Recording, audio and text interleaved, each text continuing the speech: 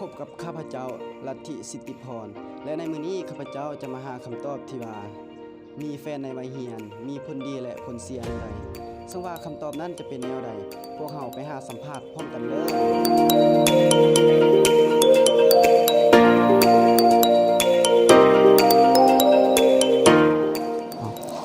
สบายดีน้องเอกซื้อขั้นทองใส่คำดีเห็นอยู่ห้อง3 FNB สาขาการเงินการธนาคารอยู่คณะเศรษฐศาสตร์และการท่องเที่ยวโดยตอนนี้มีแฟนแล้วบ่โดยมีแล้วเลยอยากรู้ว่าการที่เฮามีแฟนในวัยเรียนน่ะจะมีผลดีและผลเสียแนวใดโดยสำหรับการมีแฟนในวัยเรียนก็คือแบบมีคนดีข้อเว้าคนดีก็ซะเนาะคนดีก็คือว่าแบบอันเวลาเฮาแบบมีเรื่องทุกข์ใจหยังสินะแบบเฮาแบบบ่สามารถลงกับพ่อแม่ใดแต่ว่ากับแฟนเฮาก็แบบ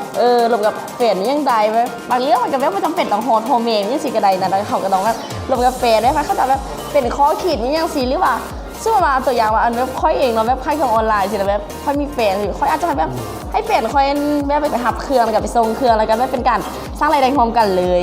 เราอีกอย่างคือว่าแบบเวลาเฮาแบบเสียใจหรือว่าเฮาแบบต้องการกำลังใจอย่างเงี้ยสิเขาจะอาจจะเป็นกำลังใจหนึ่งชีวิตพิเศษที่แบบพิเศษอันแบบพ่อแม่ก็พิเศษอยู่แล้วเนาะแต่ว่าเขาจะอาจจะเป็นส่วนหนึ่งส่วนสำคัญของชีวิตเฮาแล้วก็ข้อเสียก็คือว่าอันเฮาเวลาเขาเปิดตัวเขาเจ้าแล้วเฮากวนผู้เมาเองก็บ่ได้แล้วก็เฮาสิน้องใจเขาเจ้าแบบไปหลงพื้นก็บ่ได้เพราะอยากเขาจะเสียใจให้แล้วอีกอย่างนึงคือว่าเวลาเฮาไปโลหั่นน่ะคันเฮาบ่บอกแฟนแม่แฟนก็มาเครียดให้เฮาสินะนี่แบบเป็นข้อเสียนึงเลยแบบค่อยก็มักโลเด้ไปโลหลายก็เกรงใจแฟนแล้วแฟนว่าเข้าใจเด้แฟนนั้นอยู่ไกลเฮาแล้วแฟนก็บ่สามารถเป็นนำเฮาได้สินะเป็นข้อเสียนึงแบบเจ็บหัวหลายนี่โดยเข้าใจเห็นถ้ามีกำลังใจเฮียนเนาะคันถ้ามีแบบมีอันแฟนอยู่อันเฮียนบนเดียวกันที่แห้งมีกำลังใจแล้วก็เพิ่นเสียก่อนเพิ่นเสียก็อาจจะคือสมมุติว่ามีแฟนสิแล้วก็เห็นว่าเพิ่นเสียก็คืออาจจะสาจากแฟนหรือว่าลืมบทฮอกบทเรียนไปสิบ่ลืมการฮอกการเรียนอาจจะใส่แฟนหลายโพสต์บางเทื่อเครียดไม่ยังหากันแล้วก็ลืมบทเรียนบ่เรียนหนังสือก็ประมาณนี้แหละสบายดีขอสัมภาษณ์ได้บ่ได้ก่อนอื่นขอแนะนำตัวเองก่อนเนาะสบายดีน้องเองชื่อนางตาดำทิศส้มปองเรียนอยู่สาขาการเงินการธนาคารโดยตอนนี้มีแฟนแล้วบ่ตอนนี้ก็คือว่ายังโสดอยู่เนาะยังโสดเจ้าคิดว่าการที่เฮามีแฟนในวัยเรียนน่ะมีผลดีและผลเสียแนวใดเจ้าการที่เฮามีแฟนในวัยเรียนก็คือว่ามีเข้าว่าผลดีก่อนเนาะผลดีก็คือว่า1มากะช่วงที่ก่อนเคยมีแฟนก่อนหน้านี้ก็คือว่าก็มีผลดีก็คือว่า1มาก็มีกำลังใจและ2มาเขาเจ้าก็จะแบบให้กำลังใจเฮาตลอดคือว่าเฮาบ่ฮู้เฮาก็จะมีที่ปรึกษาจังซี่แล้วก็มีหลายๆอย่างผลเสียก็คือว่าถ้าว่าเฮามีแฟนก็คือว่าจะไปลิ้นก็บ่ได้จะไปหาหมู่หรือว่าหมู่โทรหาก็ว่าเฮานี่คิดตัวมันจังซี่นะหรือว่าอยากเฮ็ดมันจังซี่ก็ต้องได้ถามเขาเจ้าก่อนสินะแบบต้องได้อนุญาตก่อนสิแบบหายก็แบบแบบอยู่ที่แบบเลือกที่จะอยู่แบบบ่มีแฟนดีก่อนสินะเข้าใจเด้อเข้าใจเจ้าอันการที่เฮามีแฟนเนาะมันมีผลดีคือว่าแฟนหันเป็นแรงบันดาลใจเฮ็ดให้เฮามีกำลังใจต่อการเรียนมีผลเสียเนาะ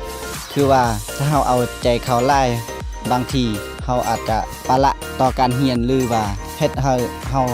บ่เอาใจใส่ต่อการเรียนมัวแต่ความรักหันเฮ็ดให้เฮาบ่มีใจที่จะอยากจะเรียนต่อผลดีของการมีแฟนก็คือแบบมีจิตแบบมีแรงบันดาลใจให้เฮาตั้งใจเรียนเฮาแบบมีกำลังใจในการเฮ็ดเวียกแบบ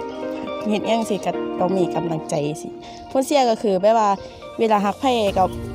บ่ควรจะฮักหลายเกินไปสิเพื่อใจไว้เด้บางทีเขาจะหักอกหักกันได้สุด ถ้าถามน้องว่าเกี่ยวกับผลดีแล้วก็ผลเสียของการมีแฟนนี่อันน้องจะเอาผลดีขึ้นมาก่อนก็คือการที่ว่าเฮามีแฟนมันก็มีผลดีในหลายๆอย่างเป็นต้นก็คือว่า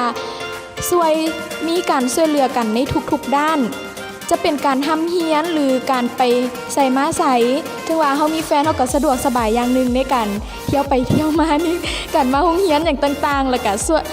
บ่ให้แฟนสวยแก้บทฝึกหัดแก้หันแก้นี่ให้แล้วก็ถือว่ามีผลดีหลายอย่างอยู่สำหรับผลเสียของการมีแฟนก็คือว่าบางคนถ้าว่ามีการอกหักหรือว่าเสียใจเรื่องแฟนอย่างต่างๆก็จะบ่กินข้าวกินน้ำบ่เป็นอันเรียนหนังสือบางคนกับประสบแฟนด้วยกัน